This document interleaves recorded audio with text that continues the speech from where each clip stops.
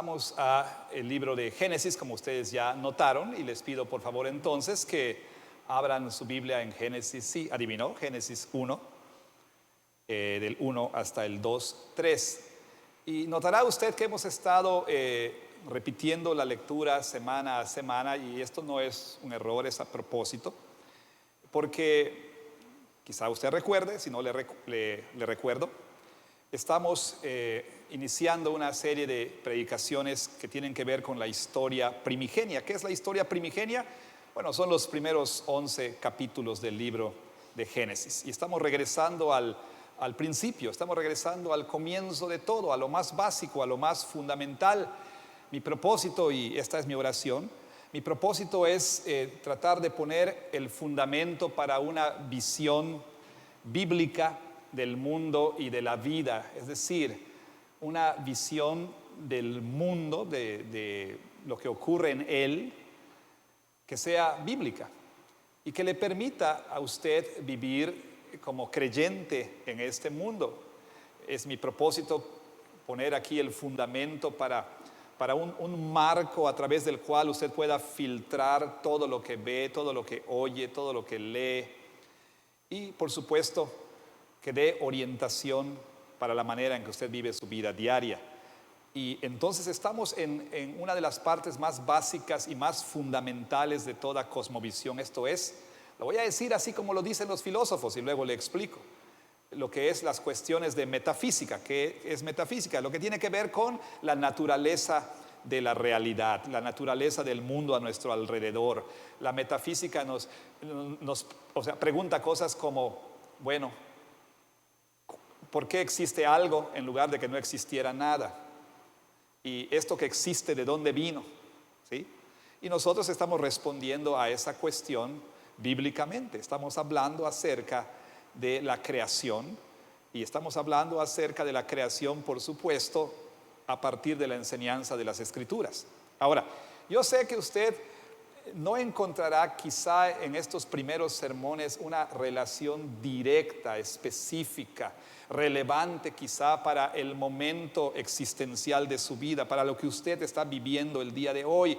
Usted vino quizá no haciéndose preguntas como, bueno, ¿fueron 6 días o fueron 5 días o fueron 7 días o los días son literales o no son literales? Usted vino preguntándose cosas como, ¿de dónde voy a sacar para pagar la renta? ¿De dónde voy a sacar para pagar esta deuda?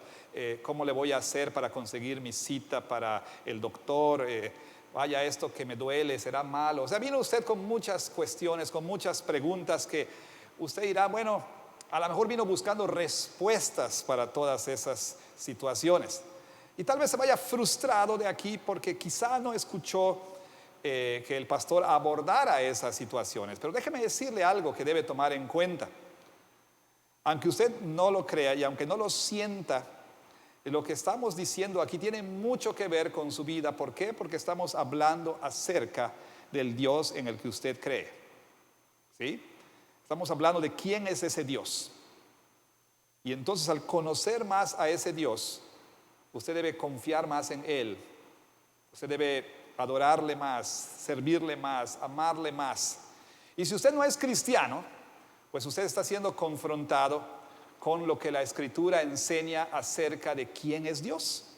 Y el día de hoy vamos a enfocarnos a propósito del día que estamos celebrando, vamos a enfocarnos en esto. Y este es mi sermón en una cascarita de nuez. Vamos a enfocarnos en el hecho de que la creación es obra de la Trinidad. ¿Sí? La creación es obra de la Santísima Trinidad y estaremos hablando de esto. Pero déjeme anunciarle un poquito de lo que viene, ¿sí? Así como de pronto tenemos ahí avances de películas y series. Bueno, le voy a comentar qué es lo que viene, si Dios quiere, para los próximos domingos. Entonces usted se animará a venir, espero. La próxima semana vamos a prestar atención al asunto de Dios creó en 6 días. Estos días son días literales, sí, no, etcétera, ¿no? Vamos después a prestar atención a una doctrina muy importante que tiene que ver con lo siguiente, que la creación es buena, la bondad de la creación, es decir, Dios creó una creación buena y eso tiene muchas implicaciones para la manera en que vivimos. Y después vamos a centrarnos en la doctrina del hombre.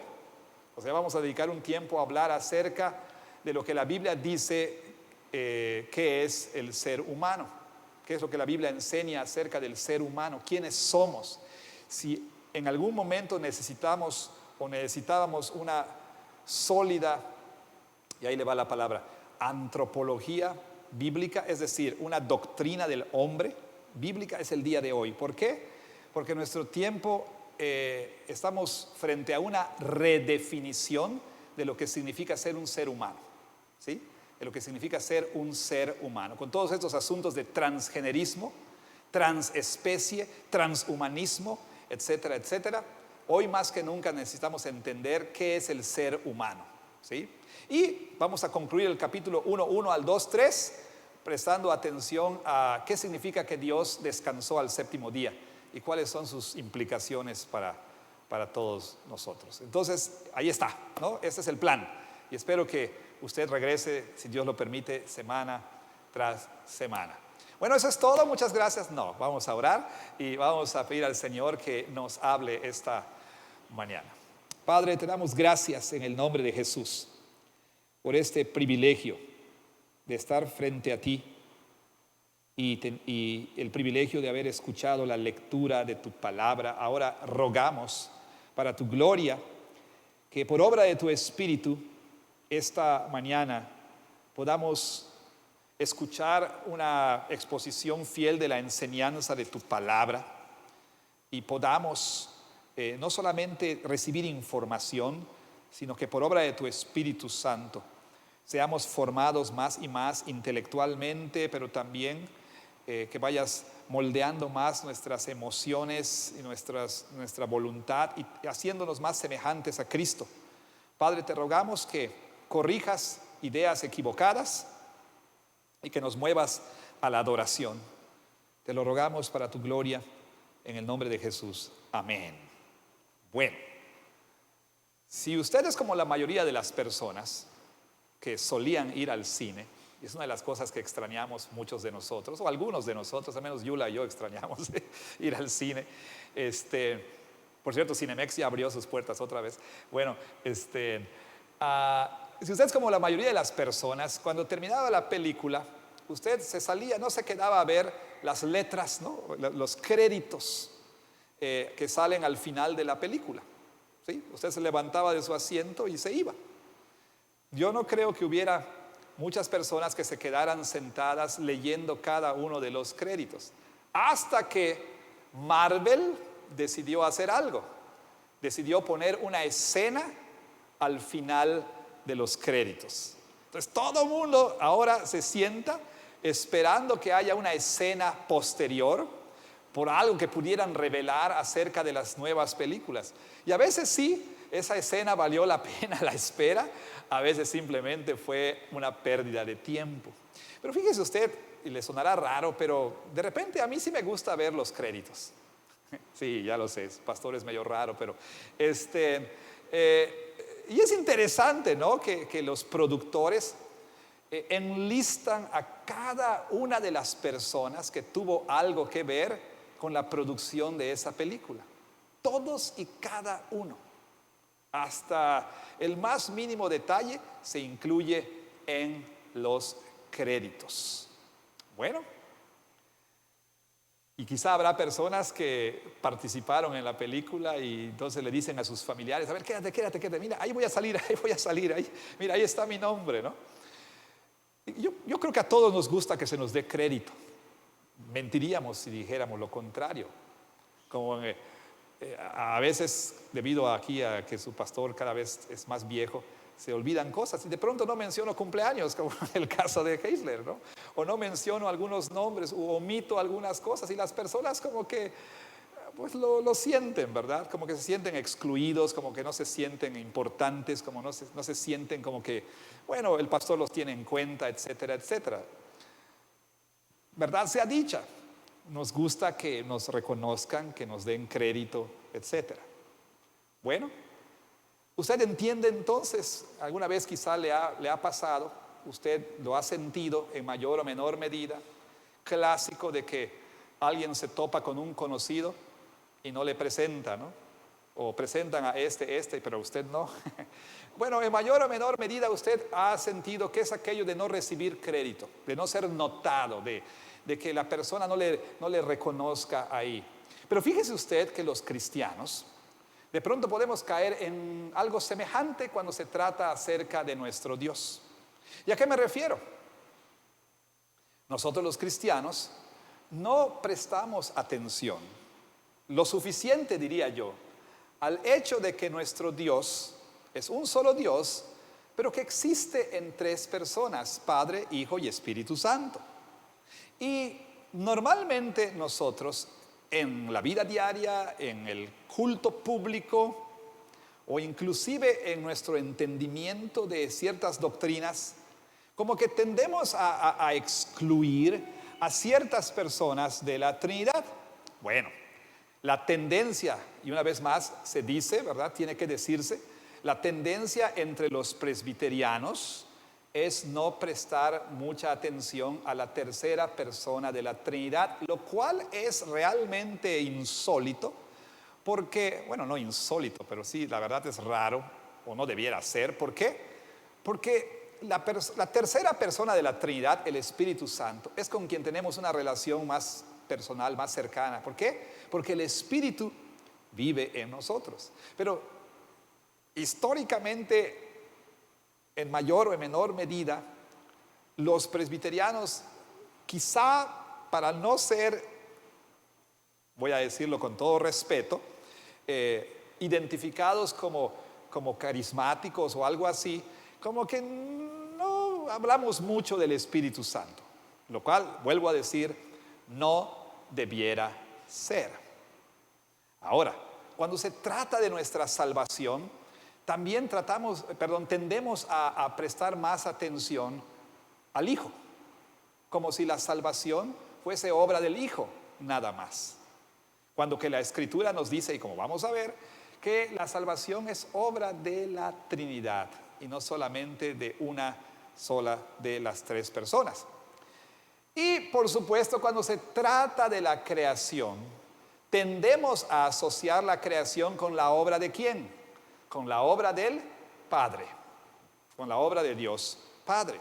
Después de todo, confesamos en el credo apostólico que creo en Dios Padre Todopoderoso, Creador del cielo y de la tierra. Y luego se habla del Hijo, pero no se dice nada del Hijo con respecto a la obra de creación. Se habla del Hijo en términos de su obra redentora. Y luego en el credo apostólico nada más tenemos una línea chiquita con referencia al Espíritu Santo. Y no se dice mucho del Espíritu Santo. Así entonces, cuando se trata de la creación de todas las cosas, tendemos nosotros a identificar esta obra creadora con la persona del Padre solamente. Ahora, debo decir, ciertamente hay una primacía del Padre. ¿Por qué? Porque el Padre es la primera persona de la Trinidad, pero la Biblia nos enseña que la obra de creación es obra de la Trinidad, Y precisamente porque la obra de la creación es producto de, pues, el trabajo conjunto y unificado de la Santísima Trinidad, nosotros entonces tenemos que tener una mejor perspectiva. Y permítame decirlo de esta manera, ya que Padre, Hijo y Espíritu Santo participaron en la obra creadora, nosotros debemos tener una perspectiva, un entendimiento trinitario de la creación. Porque Padre, Hijo y Espíritu Santo participaron los tres en la obra creadora. Usted creyente, yo creyente, debemos tener una perspectiva, un entendimiento trinitario de la creación. ¿Y cómo nosotros podemos saber, cómo podemos de hecho entender que efectivamente la Trinidad estuvo presente y trabajando en conjunto en la creación? Bueno, en este pasaje vamos a encontrar por lo menos dos razones por las cuales nosotros podemos decir que efectivamente la Trinidad entera participó en la creación. Ahora, la primera de estas, ¿sí? La primera de estas razones, y ambas las encontramos en Génesis 1. Quizá una mejor pregunta sería, ¿encontramos nosotros a la Trinidad en Génesis 1:1? Perdón, discúlpeme, en Génesis 1. Esa sería una mejor pregunta quizá, o una pregunta más básica, una pregunta antecedente. ¿Está presente la Trinidad en Génesis 1? Bueno, la respuesta es sí. ¿Está presente la Trinidad en la creación? La respuesta es sí. ¿El Padre creaba mientras que el Hijo y el Espíritu echaban porras? No. La obra de creación es obra de la Trinidad entera. ¿Cómo lo sabemos? Bueno, vamos a ver un par de razones. Le decía, en primer lugar, podemos nosotros notar algo interesante que quizá no se nota a simple vista, pero tenga su Biblia en Génesis capítulo 1. ¿Y a qué me refiero? Me refiero a una cuestión gramatical. La primera razón, el primer argumento se deriva de un asunto gramatical. ¿Y a qué me refiero con esto? ¿Cómo dice Génesis 1:1? Dice, en el principio creó Dios los cielos y la tierra. En el principio creó Dios. Bueno, no se necesita saber mucho de gramática para entender esto. El sustantivo Dios está para nosotros en singular, ¿no es cierto? Y el verbo también está en singular. No dice en el principio dioses creó, ni tampoco dice en el principio Dios crearon, ¿no? Hay un sustantivo singular y hay un verbo singular, ¿no es cierto? Bueno, pero recuerde usted que la Biblia no se escribió en español originalmente. La Biblia fue escrita en otros idiomas, hebreo, arameo y griego. El Antiguo Testamento primordialmente fue escrito en hebreo. Génesis 1 fue escrito en hebreo. Génesis 1:1 fue escrito en hebreo. Y en hebreo es interesante, vamos a escuchar un poquito aquí de hebreo porque vale la pena, ¿sí? Cuando dice en el principio creó Dios, o en el principio Dios creó, ¿okay? Lo que tenemos ahí gramaticalmente parece ser una aberración gramatical, porque no hay un acuerdo entre sujeto y verbo con respecto a qué persona se está refiriendo. ¿A qué me refiero? En hebreo el sustantivo es singular y el verbo, discúlpeme, el sustantivo es plural y el verbo es singular. O sea, así dice, en el principio Elohim, y Elohim es el plural de la palabra hebrea para Dios. La terminación im es la terminación para el masculino plural, ¿sí? Esta palabra en el Antiguo Testamento se usa en ocasiones para referirse a dioses con D minúscula y plural, ¿ok? Y se refiere a los dioses de las otras naciones como Elohim. Ahora bien, aquí en Génesis 1:1, interesantemente, Elohim, aunque es plural, es acompañado de un verbo que aquí en español no se nota como debiera notarse tal vez tanto, pero sí, gracias a Dios aquí tenemos que sí hay, podemos entender que el verbo es singular. Pero en hebreo es mucho más enfático, hay correspondencia. Nada más que aquí, en lugar de tener un verbo plural para acompañar al sustantivo plural, tiene un verbo singular. Entonces, como que Moisés, el autor de Génesis, reprobó gramática elemental. Es como decir, por decir algo, un ejemplo, en lugar de decir Juan corrió, bueno, que uno dijera Juan corrieron. O para decirlo de otra manera, los gatos comió. ¿Ve usted? Como que no hay correspondencia.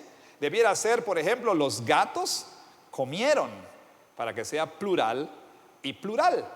Entonces, ¿qué pasa? ¿Por qué Moisés está haciendo tal cosa? Sustantivo plural, verbo singular. Lo mismo encontramos en Génesis 1:26 cuando se habla de la creación del hombre. Ahorita vamos a ir a ese otro aspecto. Ahora, Moisés está diciendo que la obra de creación es la obra de un Dios.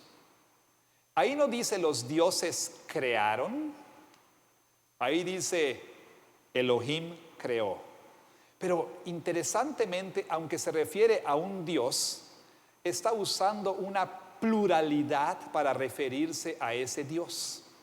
Y si es cierto, quizá no se puede hacer mucho de esto, de este asunto gramatical para probar la doctrina de la Trinidad en Génesis 1, pero es muy interesante.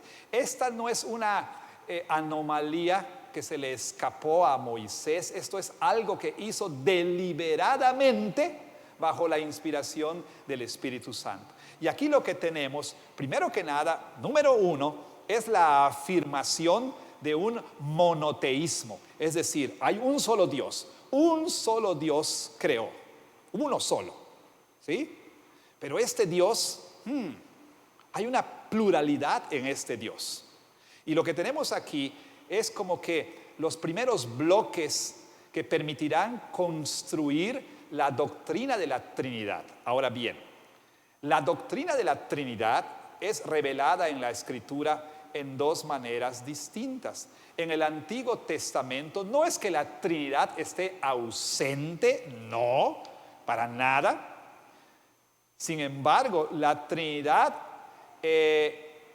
todavía no se revela completamente sino hasta el Nuevo Testamento. No su presencia, sino el concepto. Es hasta el Nuevo Testamento que ya tenemos una doctrina trinitaria plenamente establecida y declarada. Pero eso no quiere decir que la Trinidad no está presente en el Antiguo Testamento. Ahora, algo más que debemos notar aquí con respecto al asunto gramatical. Bueno, ciertamente nos dice Moisés, en el principio Dios creó, un solo Dios creó. Y esto es importante. ¿Por qué? Como lo dice alguien que fue profesor o es profesor en el seminario donde yo estudié. Él dice que la obra de creación es la obra de un solo Dios, ¿sí? Dios y solo Dios, nadie más. Dios no recibió ayuda. Lo pone de esta manera: la creación no es la obra de un comité de seres celestiales que se reunieron para, junto con Dios, crear lo que existe. No, la Biblia declara claramente que solo Dios creó todo lo que existe. Vean ustedes, si tienen su Biblia, y por eso debemos traer la Biblia aquí a la iglesia. Isaías 40, versículos 13 y 14. Vaya usted a la Escritura y lea lo siguiente en el libro de Isaías 40, versículos 13 y 14, donde leemos esto. ¿Quién enseñó al Espíritu del Señor? ¿Quién le aconsejó? ¿A quién pidió consejo? ¿Quién le enseñó el camino? O sea, ¿a quién consultó Dios para hacer su obra creadora? Y Isaías 44, 24, dice así el profeta: así dice Jehová, tu Redentor, que te formó desde el vientre. Yo, Jehová, que lo hago todo, que extiendo solo los cielos, o sea, que extiendo la tierra por mí mismo. Nadie ayudó a Dios, no recibió apoyo de nadie. Dice él claramente: solo yo extendí los cielos, solo yo hice la tierra, nadie más. Isaías 44, 24. Ahora, Jeremías 10:2. Leemos ahí en Jeremías 10:2 lo siguiente. Así dijo Jehová. ¿Dije 10:2? 12, perdón, discúlpeme, 12. El que hizo la tierra con su poder, el que puso en orden el mundo con su saber y extendió los cielos con su sabiduría. ¿Quién? Dios, nadie más. Jeremías 27:5. También leemos que Dios se atribuye la obra de creación, nadie más, sino solamente Él la hizo. Yo hice la tierra, el hombre y las bestias que están sobre la faz de la tierra con mi gran poder y con mi brazo extendido. Yo hice la tierra, nadie más. La obra de creación solamente es obra de Dios. Ahora bien, he aquí el misterio que nos es revelado de poco en poco a lo largo de la Biblia. Ciertamente hay una sola agencia, nadie más está involucrado. Pero en esta sola agencia hay 3 personas participando igualmente: Padre, Hijo y Espíritu Santo. Leemos nosotros en Génesis 1:26 que Dios dijo que hagamos al hombre a nuestra imagen y a nuestra semejanza. Hagamos, plural, ¿no es cierto? ¿A quién está hablando Dios? ¿A quién se dirige Dios cuando dice hagamos al hombre a nuestra imagen? No dice haga yo al hombre, sino hagamos. Bueno, hay varias interpretaciones. Una de estas dice que aquí lo que tenemos es el plural regio.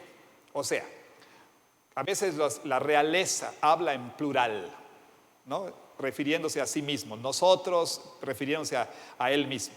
Esto ha sido descartado. No es el caso aquí. Otra opción que ha sido dada es que Dios está hablando a su concilio celestial, donde Él preside, a la reunión de los seres que Él creó, los ángeles y arcángeles. Ciertamente en la Biblia encontramos que se menciona en el Antiguo Testamento una y otra vez a Dios presidiendo ese concilio celestial sentado en su trono. Pero ¿será que Dios le dijo a los ángeles, hagamos al hombre a nuestra imagen? Bueno, ¿participaron los ángeles de la creación? La única mención que se nos dice de la presencia de los ángeles cuando Dios estaba creando el mundo material, después de haber creado el mundo espiritual, es en Job, donde se nos dice claramente que los ángeles cantaban mientras que Dios estaba creando todas las cosas, ¿sí? Los ángeles estaban cantando alabanzas al Señor. Muy interesante, ¿no? Que tanto en la mitología de Tolkien como en Narnia encontramos la mención de música en la creación. Pero bueno, algún día deben leer esas historias, hermanos. Bueno, en Job, de hecho, en Job capítulo, bueno, le voy a dar la referencia más adelante, encontramos aquí a los ángeles cantando cuando Dios creaba todas las cosas. Job 38:7. Job 38:7 es la referencia. Bueno, ahora, pero de eso a decir que Dios le dijo a los ángeles, hagamos al hombre, en ningún lugar en la Escritura, en ningún momento se nos dice que el ser humano es creado a la imagen de un ángel. Yo sé que a lo mejor usted le dice a su esposa o a su esposo, mi amor, eres un ángel. Pero no, su esposo, su cónyuge no fue creado a la imagen de ningún ángel. O cuando nos referimos a los niños, ¿verdad? Como estos angelitos. No, los seres humanos no fueron creados a la imagen de ningún ángel. ¿A quién le estaba hablando Dios cuando dijo, hagamos al hombre a nuestra imagen? ¿Con quién estaba hablando? ¿A quién se dirigió? A sí mismo. A sí mismo. Es decir, la Trinidad, en conversación intratrinitaria, hablando de la creación. Bueno, y usted dirá, a ver, pero ¿dónde encontramos las otras 2 personas de la Trinidad en Génesis 1 y en la creación? Bueno, le dije, primera razón, una cuestión gramatical. Segunda razón, la presencia de la palabra y el espíritu en la creación. La presencia de la palabra y el Espíritu en la creación. Note usted, por favor, que de acuerdo a Génesis 1:1, la palabra de Dios y el Espíritu de Dios son el medio por el cual Dios produce, forma y llena la tierra. Dios habla criaturas a la existencia. Lea usted Génesis 1:3. Y dijo Dios, sea la luz, y fue la luz, por su palabra. Versículo 6 dice, luego dijo Dios, haya expansión. ¿Y qué pasó? Versículo 7, y fue así. Versículo 9, dijo también Dios, júntense las aguas. Y fue así. Versículo 11, dijo Dios, produzca la tierra. Y fue así. Versículo 14, dijo luego Dios, haya lumbreras. ¿Y qué pasó? Versículo 15 nos dice, y fue así. O sea, por su palabra, Dios habla cosas a la existencia. Ahora, esta palabra de Dios en Juan 1:1 tiene nombre, ¿no es verdad? En el principio, dice Juan 1:1, era el Verbo. Y el Verbo estaba con Dios y el Verbo era Dios. Ahora, verbo es la traducción de logos, palabra, ¿sí? En el principio era la palabra y la palabra estaba con Dios y la palabra era Dios. Cuando vayan los testigos a su... Bueno, ese es uno de los dones de la pandemia, no hay testigos de Jehová. Pero bueno, cuando regresen los testigos de Jehová a su puerta y empiecen a hablar ellos, mira, aquí dice en el principio la palabra, y usted diga, no es cierto, la Biblia no dice la palabra, dice el verbo. No, tienen razón los testigos, es la palabra, es decir, el logos. En el principio era la palabra y la palabra estaba con Dios y la palabra era Dios. Ahora, esta palabra no es un concepto abstracto como en el caso de los griegos, no, porque esta palabra se hizo carne y habitó entre nosotros. Y dice Juan claramente que por él todas las cosas fueron hechas. Colosenses 1:15, por medio de Cristo todo lo visible y lo invisible fue creado. Hebreos capítulo 1, del 1 al 3, por medio de Cristo las cosas son y las cosas son sustentadas. Cristo es la palabra de Dios por la cual Dios creó todo lo que existe. ¿De acuerdo? Ahora, esto por supuesto se desarrolla ya más plenamente cuando llegamos al Nuevo Testamento, pero en forma, digamos, muy, vamos a decirlo así, no es la mejor palabra, pero en forma muy rudimentaria encontramos ahí en Génesis 1:1 al 3 la mención de que la palabra de Dios está ahí. Pero no solo la palabra de Dios habló cosas a la existencia, por su palabra Dios nombró todo. Le llamó al día, a la luz día, y a las tinieblas noche. Le llamó a la expansión cielos, a la reunión de las aguas le llamó mares. La palabra de Dios involucrada en la creación. ¿Y qué del Espíritu? Mucho más claro, dirá usted. Versículo 1 y versículo 2. En el principio creó Dios los cielos y la tierra estaba desordenada y vacía, y las tinieblas estaban sobre la faz del abismo, y el Espíritu de Dios se movía sobre la faz de las aguas. La imagen, cuando se dice el Espíritu de Dios se movía sobre la faz de las aguas, es la imagen de un ave, de un águila o de un ave removiéndose, revoloteando para empollar, ¿sí? Se está alistando para empollar, para dar vida. Es una imagen que se usa para hablar del Espíritu posándose sobre esa tierra sin forma y vacía que Dios acababa de llamar a la existencia por el poder de su palabra. Ahora el Espíritu, quien es reconocido en el credo niceno como Señor y dador de vida, el Espíritu de Dios está listo para llenar de energía y para ordenar lo desordenado y para llenar lo vacío.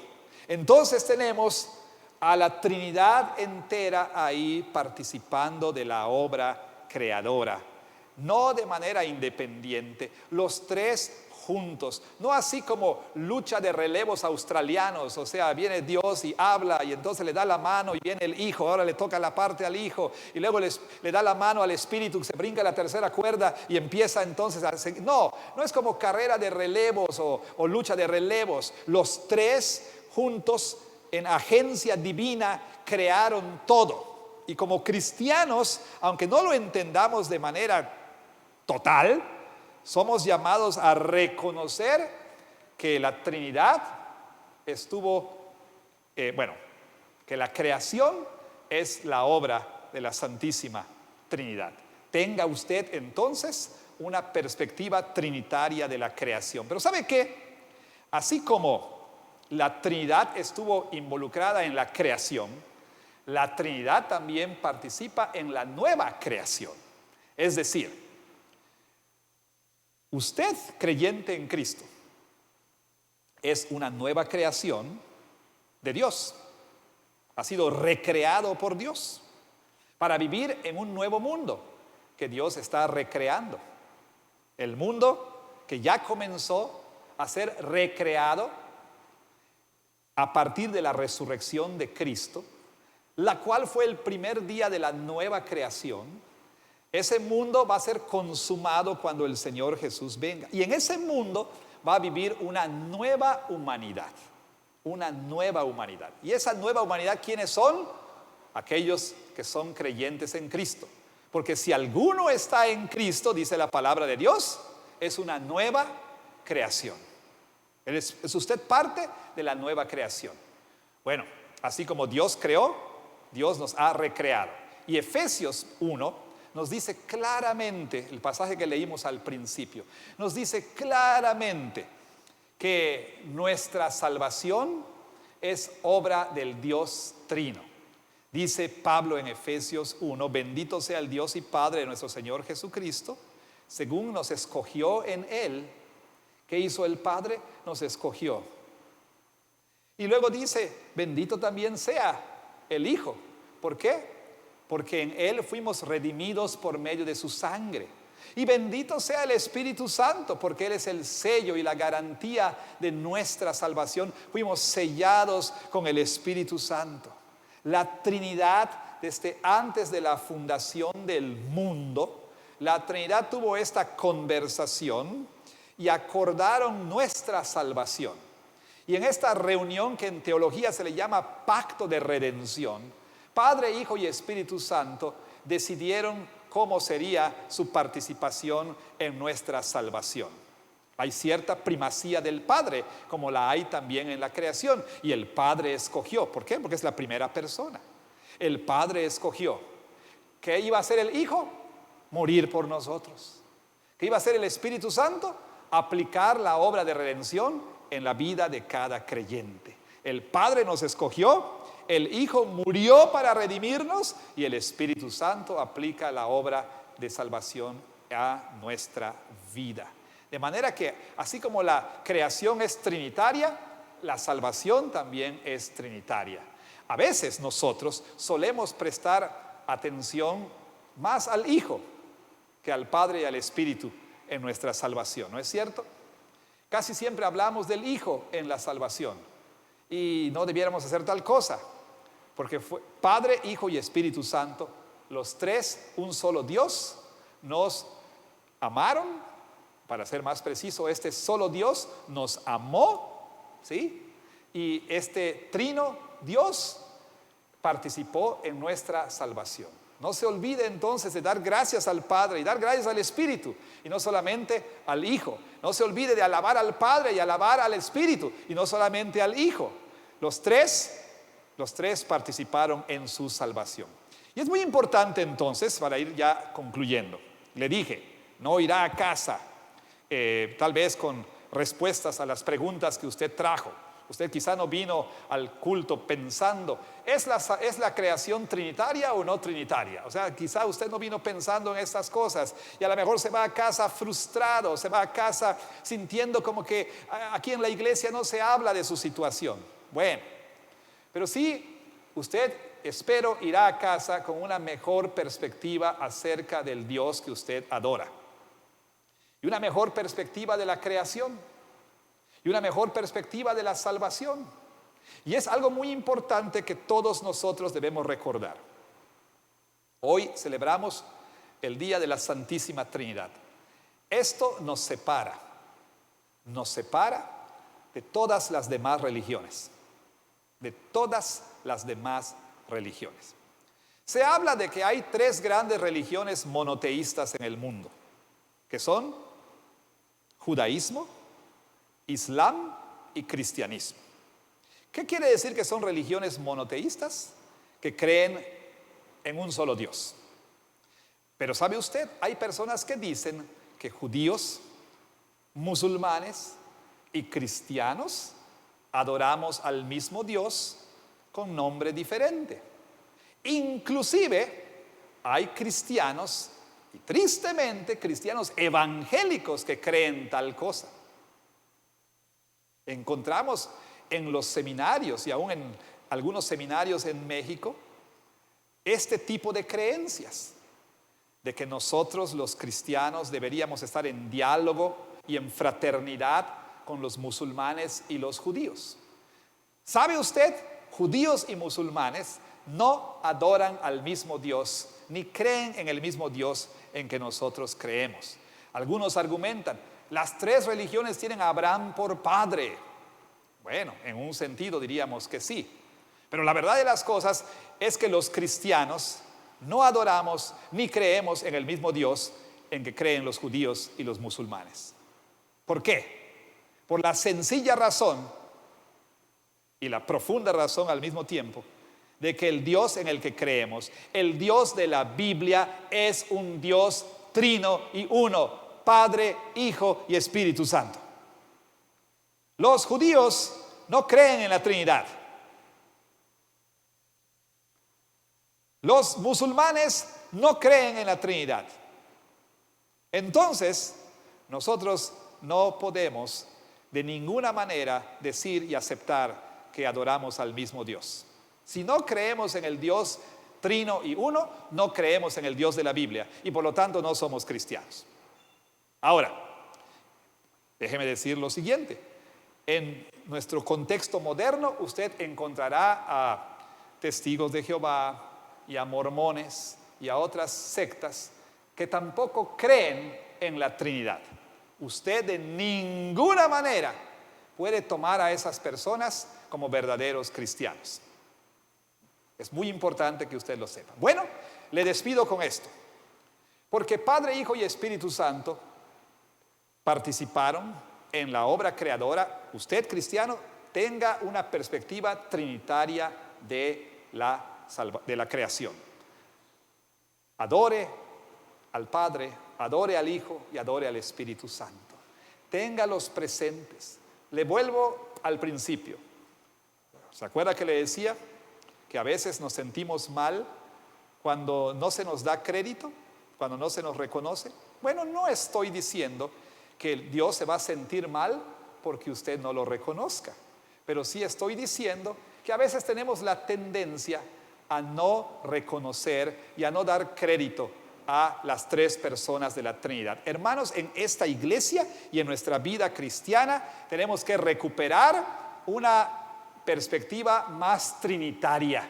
Tenemos que dar más atención a las 3 personas de la Trinidad. Tenemos que dar más atención a la Trinidad en el culto de adoración. Tenemos que ser más trinitarios en nuestra vida cristiana y en nuestra religión, porque después de todo, ese es el Dios de la Biblia, ese es el Dios en que creemos y que adoramos. Que Dios bendiga su palabra. Amén.